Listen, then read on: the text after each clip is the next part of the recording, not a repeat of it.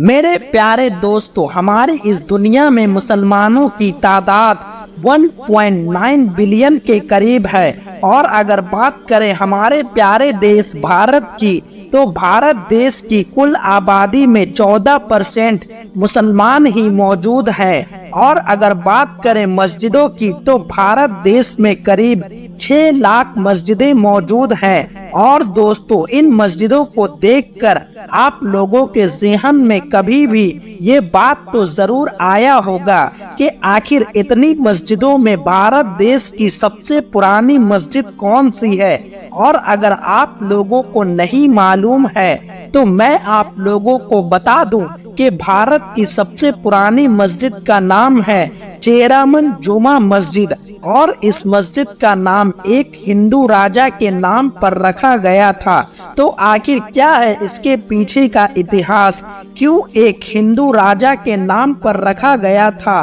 ایک مسجد کا نام؟ تو دوستو، اس کے لیے ہمیں آج سے 1450 سال پیچھے جانا ہوگا کہ جب عرب کے سرزمین پر اللہ کے پیارے نبی یعنی محمد صلی اللہ علیہ وسلم اسلام کی دعوت مکہ کے لوگوں تک پہنچا رہے تھے، اور مکہ میں بہت تیزی کے ساتھ اسلام پھیل رہا تھا۔ اور جب مکہ میں پھیلتے اسلام کو ابو جہل نے دیکھا تو ابو جہل اندر ہی اندر بہت پریشان ہو رہا تھا، اور وہ ہر وقت اسی کوشش میں لگا رہتا تھا کہ وہ کس طرح سے اسلام کو ختم کرے، اور اس چیز کو کرنے کے لیے وہ ہر ممکن کوشش کرتا تھا۔ تو ایک بار ابو جہل کو یہ معلوم ہوا کہ یمن کے علاقے میں ایک سردار ہے جس سردار سے یہ سارے عرب لوگ ڈرتے ہیں، اور اس سردار کا دبدبہ سارے عربوں پر مانا جاتا ہے۔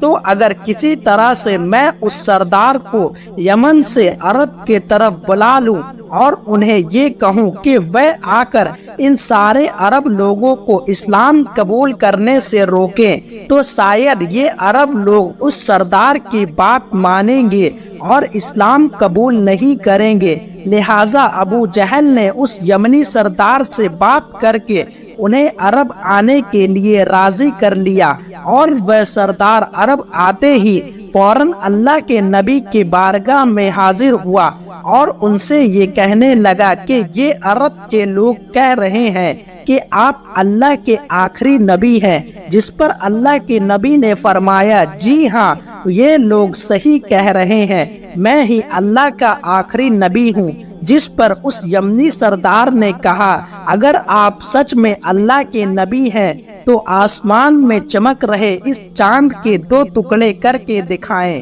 دوستو، اس وقت یمنی سردار نے چاند کا مطالعہ اس لیے کیا تھا کیونکہ اس وقت عربوں کی بادشاہت کی نشانی چاند کو ہی مانی جاتی تھی۔ لہٰذا اس یمنی سردار کے کہنے پر اللہ کے پیارے نبی نے چاند کی طرف اشارہ کیے، اور دیکھتے ہی دیکھتے چاند 2 حصوں میں تقسیم ہو کر رہ گیا، اور سارے عرب کے لوگ اس منظر کو دیکھتے ہی رہ گئے۔ وہ یمنی سردار یہ دیکھ کر فوراً اللہ کے نبی کے قدموں پر گر گیا اور کلمہ پڑھ کر داخل اسلام ہو گیا۔ اور یہ منظر دیکھنے کے بعد ابو جہل نے کہا تھا کہ ارے، میں نے تو سنا تھا کہ آپ کا جادو صرف زمین پر چلتا ہے، لیکن آپ کا جادو تو آسمانوں پر بھی چلتا ہے، اور یہ کہہ کر وہ وہاں سے چلا گیا۔ اور دوستو، جس منظر نے ابو جہل کا ایمان نہ بدل سکا، اس منظر نے بھارت دیش کے کیرل راج میں موجود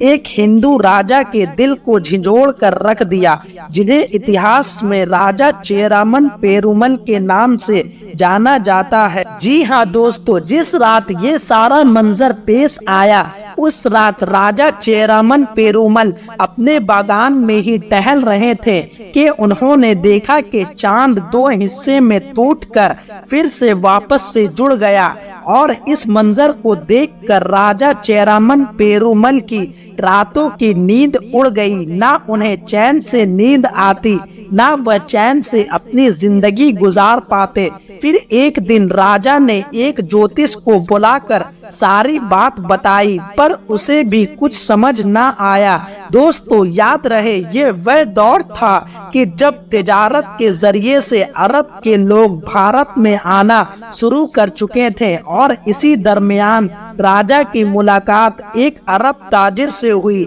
जिस ताजिर को राजा ने अपने उस रात में होने वाले तमाम मंजर को बता दिया, जिस पर उस ताजिर ने कहा कि इस सवाल का जवाब एक ही शख्स दे सकते हैं जिसका नाम मोहम्मद इब्ने अब्दुल्ला है, जो अरब के सरजमीन पर रहते हैं, वही है जो आपकी इस सवाल का जवाब दे सकते हैं। राजा ने जैसे ही ये सुना उसने फौरन तैयारी करना शुरू कर दिया और अपने राज्य का सारा काम अपने भाई को देकर फौरन उन ताजिरों के साथ अरब के लिए रवाना हुआ। और अरब पहुंचकर राजा ने जैसे ही नबी करीम सल्लल्लाहु अलैहि वसल्लम से मुलाकात किया, उसे एक अलग ही कैफियत तारी हुई। और पहले तो वह अपने रात में होने वाले तमाम मनाजिर को हमारे नबी को सुनाया। फिर वह हमारे नबी से कहने लगा कि आप मुझे भी दाखिले इस्लाम कर दें, और फिर फौरन ही हमारे नबी के हाथ पर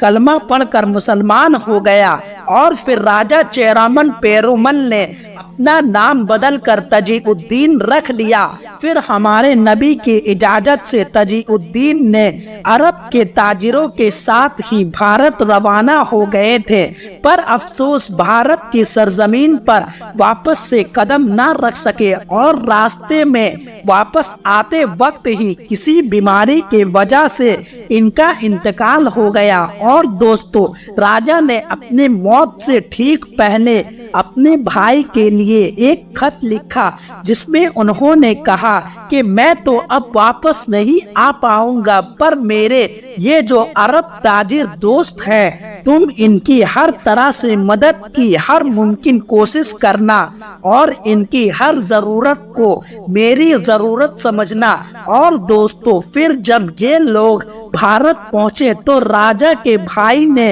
इनकी हर मुमकिन मदद की और इन्हीं लोगों ने मिलकर भारत की सबसे पहली मस्जिद केरल में तामीर करवाई, जिस मस्जिद का नाम राजा चेरामन के नाम पर रख दिया गया, जिस मस्जिद को आज पूरी दुनिया चेरामन जुमा मस्जिद के नाम से जानती और पहचानती है। तो दोस्तों आज की अपनी इस वीडियो को हम यहीं पर खत्म करते हैं और मिलते हैं किसी नई वीडियो के साथ। तब तक के लिए अस्सलाम वालेकुम वरहमतुल्लाहि वबरकातुहू। अल्लाह हाफिज।